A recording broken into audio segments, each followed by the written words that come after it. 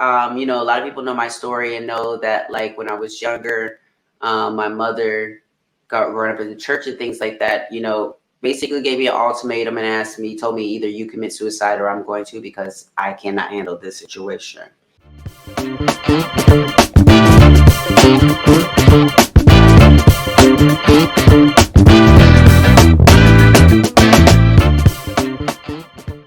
Miss Angelica Ross, what's up? Well, thank you very much, and thank you for that amazing intro. Thank you. How are you today? I am good. I'm rested a little bit because I just had a nap earlier today. I went to the DMV earlier this morning, so that was quite interesting. There was day 2 of the DMV because day 1 I didn't have what I needed. So, but you wait in line for like an hour before you realize you don't have what you need. Yes. So day 2, but still just calm and collective. It was amazing. And what was so amazing is, like, I was wearing a headscarf, sunglasses.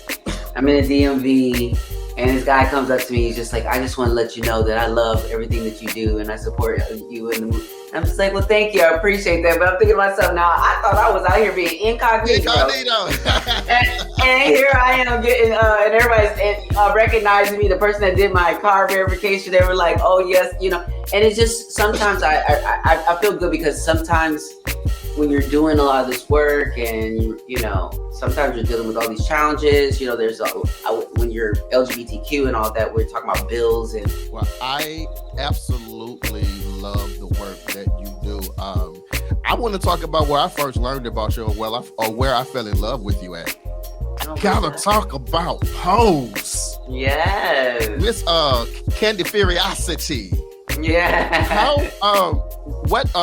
through all the seasons of that show, what did you take from it? What I took, honestly, it's something that I've always known as an actor. But I guess I think I really experienced on Pose is that, there's a saying, there are no small parts. Yeah. Only small actors, And so even though Candy was not considered to be the main character, she took up so much space in a way that that left a mark on people. And so that's what I learned out of those whole 3 years. It was really just about how I showed up. Yeah. I believe that if you all came out right now and said, okay, so we're going to do a reunion show, America would shut down just for y'all. I believe it.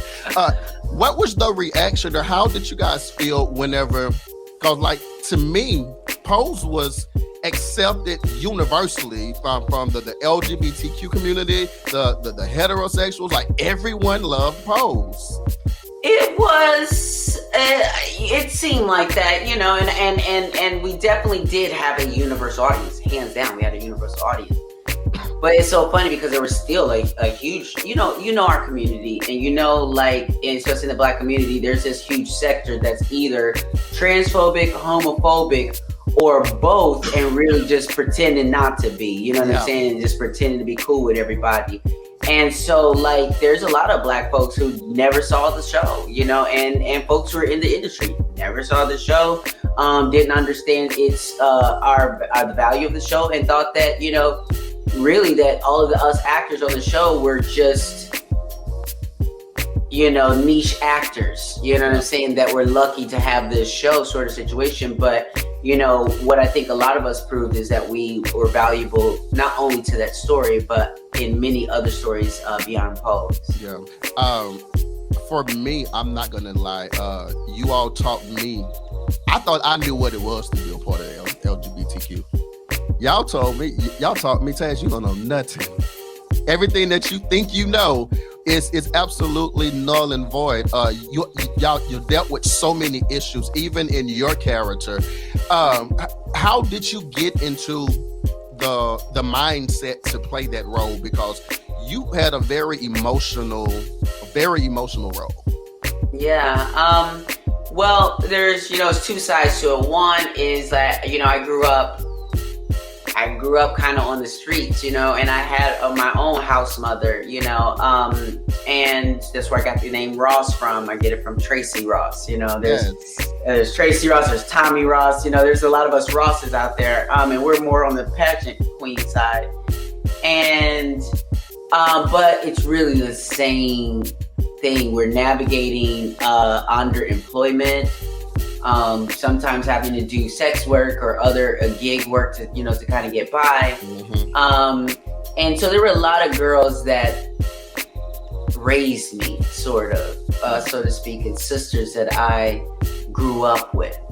And so playing Candy was very much a composite of all the girls, and for me it was like a homage to the girls, where I was bringing all these like wonderful things about Candy that I was bringing from the girls. And then, you know, there's my own experience that I've experienced from family rejection and things like that. You know, bringing all of that to the screen. We didn't have to, you know, rehearse a lot. It was always just very fresh. It was stuff that we, you know, and I preferred it that way because I felt like when you all got to see it and feel it, it was fresh. It felt new. It didn't feel like something I just rehearsed. You know what I mean?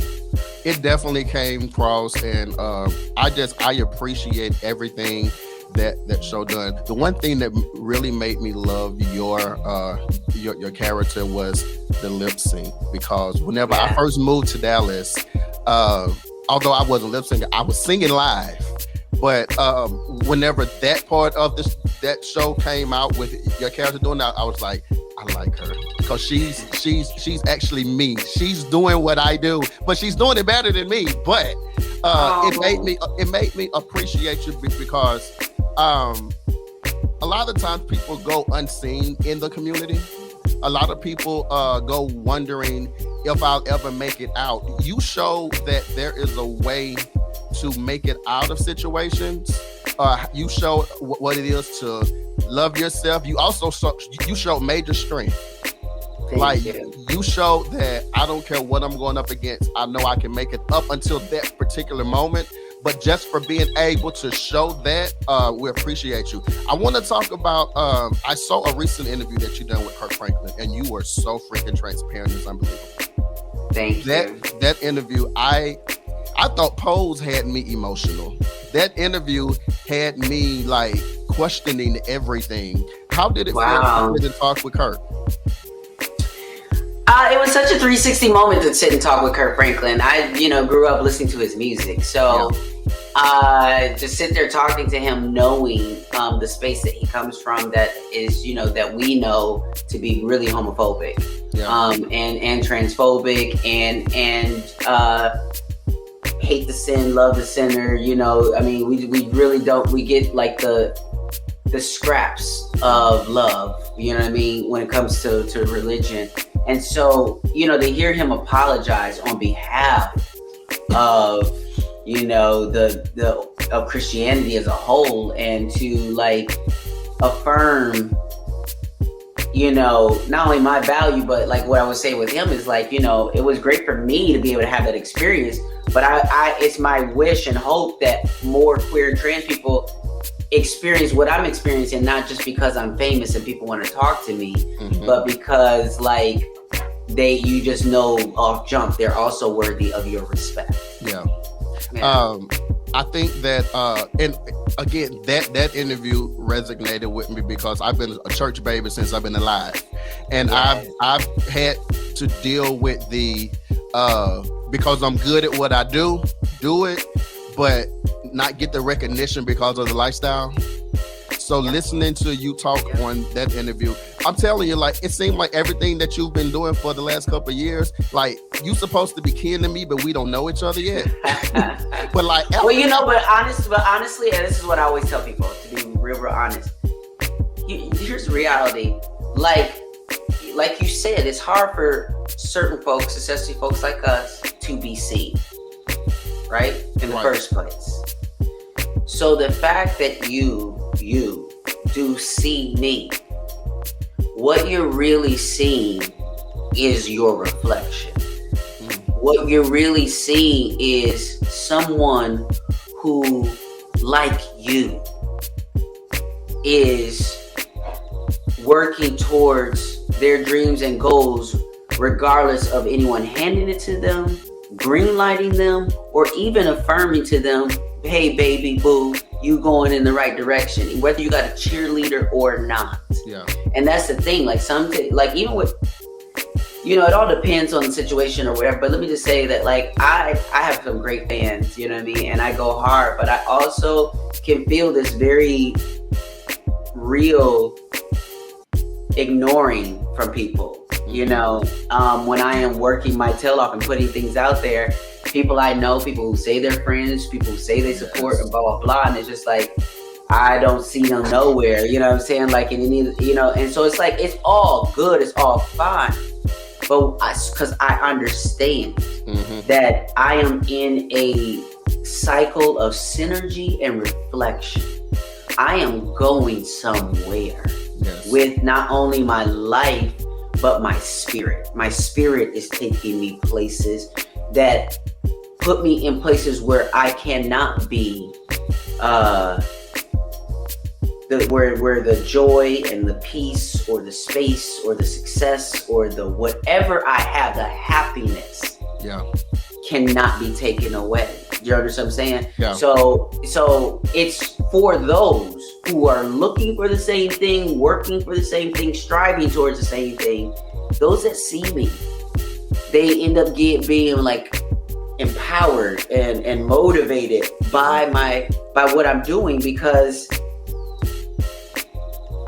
they see themselves. Like, that's what I try to tell people. I'm special. Yeah, I'm good. Yeah. I mean, I own all the things that I am, but I am also just amongst in the big scheme of this big ass planet and all the things that are going on. Yeah. I'm just a reflection of human possibility. So if you see me, see your reflection. Whenever you came to that realization for yourself, how did you feel? When I finally realized that the world that I see was just a reflection to me and my own possibilities and what was possible for my life, I was able to breathe a little better, let go, to not judge myself so much, to not be working at such a feverish pace. Yeah. Like, why am I not where I need to be? I need to get here. I'm not doing this yet. I'm not doing that yet. You know, and I just, when you let go of all of that and sort of start to embrace every aspect of the journey, the beginning, the middle, the plot twist, and the end. So I love your new single, Purr. Are you feeling it? Is it making you purr? It's making me purr. It's making me dance, and I don't even dance. But you make me want to get up and do a little something. And I'm seeing all of this wonderful equipment behind you. So is it fair to say that you are the writer, producer, and everything? Well, not on this track. On this track, I am the writer. One of the writers. I wrote it with two friends that maybe a couple days after I finished my run on Broadway as Roxy Hart in Chicago. Thank you very much. Yes. My manager hooked me up with these songwriters right before I left New York. And we sat and wrote this in one sitting. Alex International is the producer of the track. And as soon as he played it for me, I was like, excuse me? Yes. And so we started writing to it, but I have another song that's gonna be coming out right after this one. It's a more of like an up-tempo ballad that I wrote and produced the music in my studio. It's called Higher Ground, and it's with Terrell Carter. I don't know if you know Terrell Carter, but Terrell Carter. I know Terrell Carter. Oh my God, the singing sensation himself. Exactly. So he is crooning on this track, and it's just so. It's so beautiful. We both sound so beautiful on the track, so I cannot wait to release that one as well. So I got a lot of music on the way, a lot. Well, I manifested you on this show. My next manifestation is I'm doing the song with you. I'm gonna just send your manager all my stuff and be like, tell her listen to me, and whenever she. Well, I'm pretty sure you manifesting this because my manager knows I'm in a space right now where I'm collaborating with a little bit of everybody. I'm just keeping myself open and learning from other artists, from their vibes, from their what have you, bringing what I bring to the table. So, hit up my people. Let's see what we can make. What we can cook up. So let's talk about Purr. Let's talk about the concept. Yes, it's all about celebrating femme queen energy. Like, you know. So there's a clean version and there's a explicit version. Yes, there is. And in the explicit version, it's like, say the magic words and watch this pussy purr, Yeah. And we know that in our community, we know that pussy, being pussy, is a vibe. Yes. You know what I'm saying? Pussy is a vibe, and can't everybody, get into it. You know what I'm saying? Not everybody embraces that, even though, there's a mask and femme side to us all. Yeah. But this song Purr is all for those who embrace the pussy in them, you know what I'm saying? And want to hear it and watch it purr. So I'm hoping, and I already see people already on social media starting to play the music in their reels and things like that and watching them purr. And I just cannot wait for summer. I'm performing this song at Stonewall Day in New York at the end of Pride month in June. And it's going to be in the same lineup as Christina Aguilera. You know what I'm saying? It's going to be a big moment for me, for Purr, for our community. And I'm just so happy that as soon as people hit play, they feel it and start celebrating with me. Like, this is one of those songs that you immediately get. You ain't gotta be like, oh girl, that's cute. Or you ain't gotta like make up, whatever. No, it makes you feel something. You know what I mean? It comes on like from the very first beat. See, like I just recently got into that genre. But I am soaked into it now. Like when I'm feeling down or I'm feeling like, that's where I go to now. Yes, it's giving Renaissance vibes, it's giving Donna Summers vibes. Like, as soon as I heard the track, I knew that it was going to be a great song and for community, but I was a little nervous to do it because I was just like, oh, this is like a bop vibe. Like, can I bring what I need to bring? But let me tell you, I got a surprise. Like, I have some visuals that I shot with Derek Blanks in Atlanta. Yeah. And I'm actually looking at over the video footage right now to kind of select some moments, and it's going to be nasty. Like, I am so excited to drop these visuals. So hopefully in the next couple of weeks, I'll be dropping some visuals, and we got a surprise appearance in those visuals from a couple people that you all love very, very, very much. I have to say it, and I hope my viewers and listeners don't be offended, baby. Your body is ridiculous. I don't know what your diet is or what it's not, but that thing is working. Chicken and fish. Mostly chicken and fish and vegetables. Smoothies. Speaking of chicken, since I told you about it earlier, baby, that chicken sandwich you had on Instagram made me want to go get one right then and there. Oh my goodness! Yeah, I'm bad with chicken, but there's some great. I live downtown Los Angeles, so there's some great spots that I can kind of run and get something quick. But, lately I live so close to the grocery store that I go to the grocery store, grab something real quick. And I've been cooking something. I used to not cook. I could. My mom taught me how to cook. Yeah. But I just didn't cook, and I had assistants doing stuff for me and blah, blah, blah. But now I don't have any assistance right now. And I've been doing like everything pretty much myself. And to be honest, like it's been great because, not everybody understands what it takes to do this work and to be me and to show up and whatever. And I hustle hard, and I hustle so hard. And what people just fail to realize, even sometimes people who work for me, and even people who have seen the money and seeing that, like, I don't get a weekly check. I work and you have these big jobs, and sometimes, have to wait 30 days or more to get paid.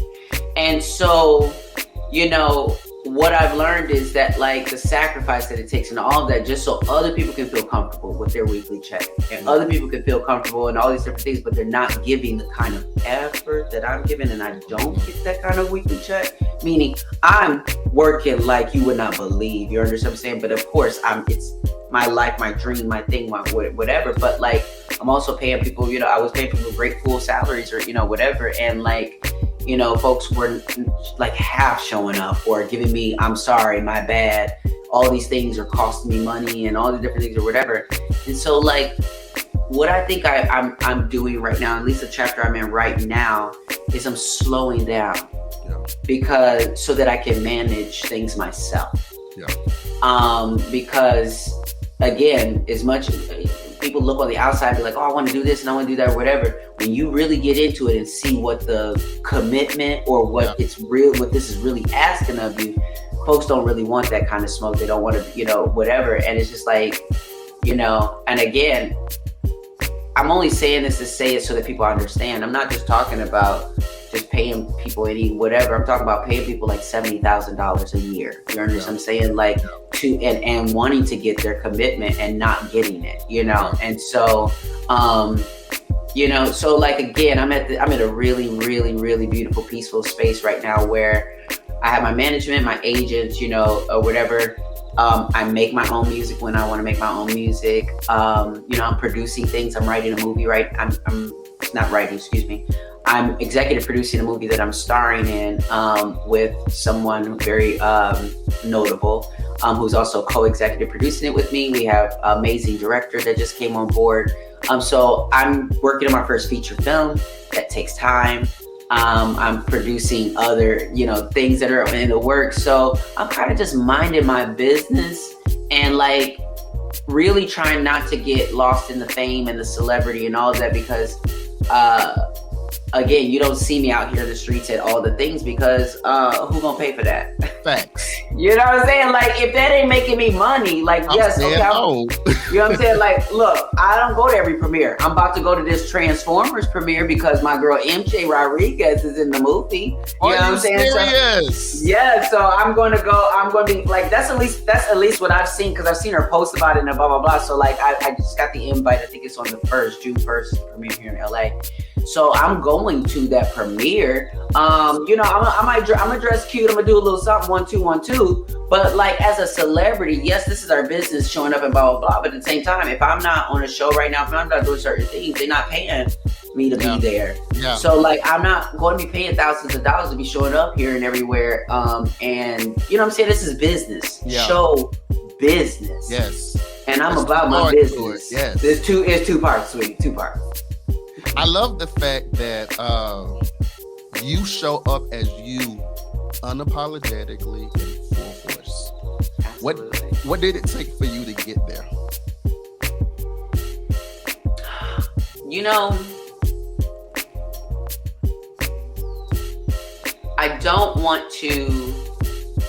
I want to be as authentic as I can when I say that I have reached this place of freedom, loving myself, all this kind of stuff or whatever.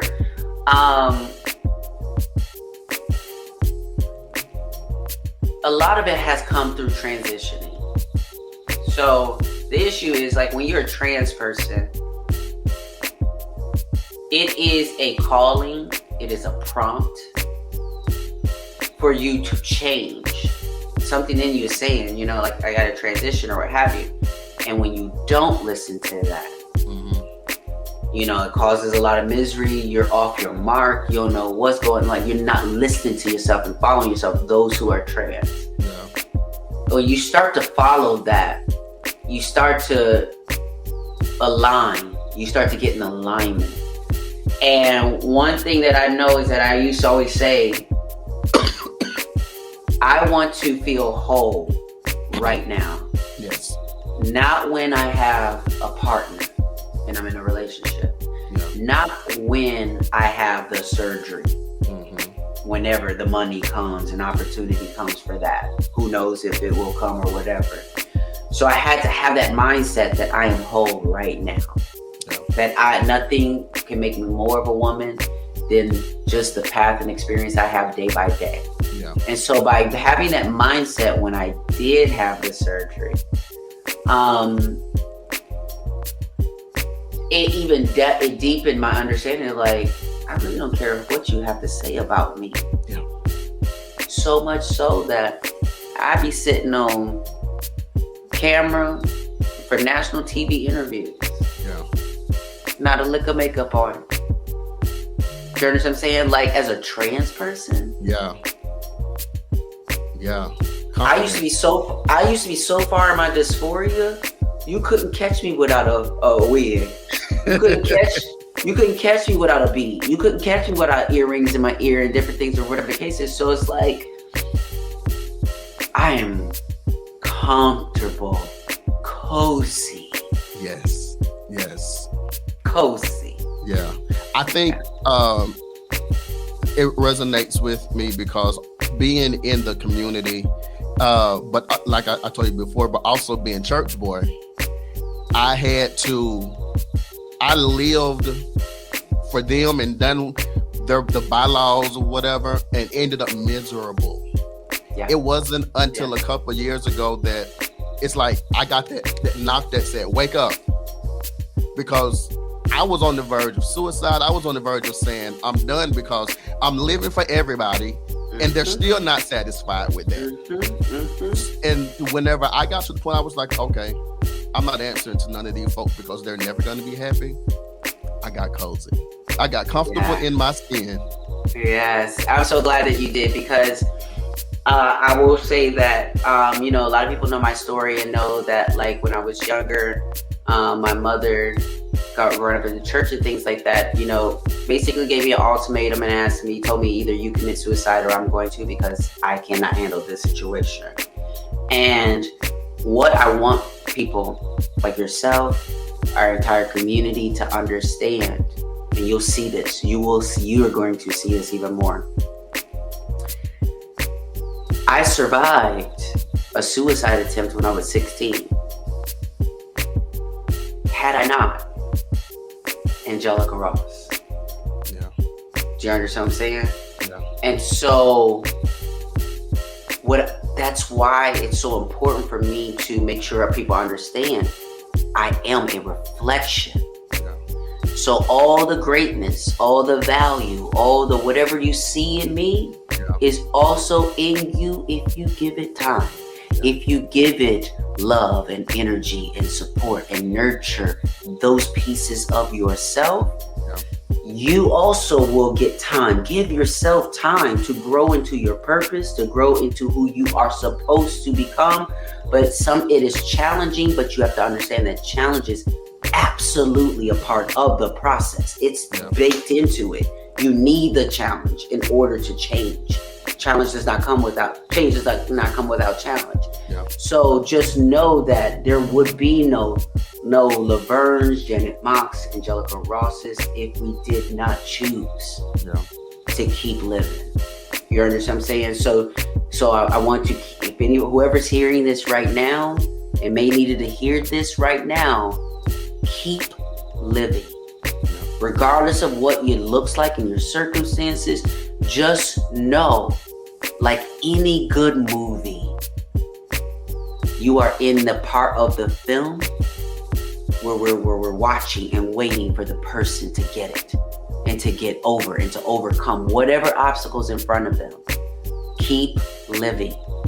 Where can our listeners and viewers find out more about you, and where can we get Purr? Yes, well, listen, Purr is on all platforms right now. You can download it everywhere. You can play it on YouTube. You can play it on Tidal, Apple Music, Spotify, wherever you listen to and stream music. Please download add Purr to your playlist, to your gym playlist, to your sweated out playlist. Yes. But also you can always visit me at Miss Ross, MISSROSS.com. That is where I will continue to roll out a lot of things that are on the way. So if you stay tuned at MissRoss.com, you'll get to see a lot of great stuff on the way. Absolutely. Ladies and gentlemen, we will definitely have a link on our website to find her music and to her website. But we want to thank you so much, Miss Angelica Ross, for spending a little time with your boy in the spotlight on the intro. Whenever you come to Dallas, I need you. Yes. Baby, I got you. Listen, when I come to Dallas, we're going to do a writing session. How about that? That's what we're gonna do. Y'all heard it first, right here on the mother freaking intro. Taz and Angelica in the studio. Y'all got me excited. See, I don't normally get this excited, but girl, you got me. But look, everybody, thank you guys for looking. Thank you guys for watching. Angelica, I love you so much, and thank you for being. Anything else you would like to share before we leave? That's it. Just also support Trans Tech, my nonprofit that's all about helping marginalized folks learn technology and build their skills so that they can compete in this job market. Yes. And you don't have to be trans to be a part of Trans Tech. You just have to understand that all bodies are valuable. Yes. And that body behind you is hella. I'm going to the gym when I leave here, girl. I'm going to the gym. I promise. But ladies and gentlemen, this is the Intro Podcast. Once again, Miss Angelica Ross. Check out Purr on all streaming platforms. Thank you guys for looking. Thank you guys for watching. And we are out.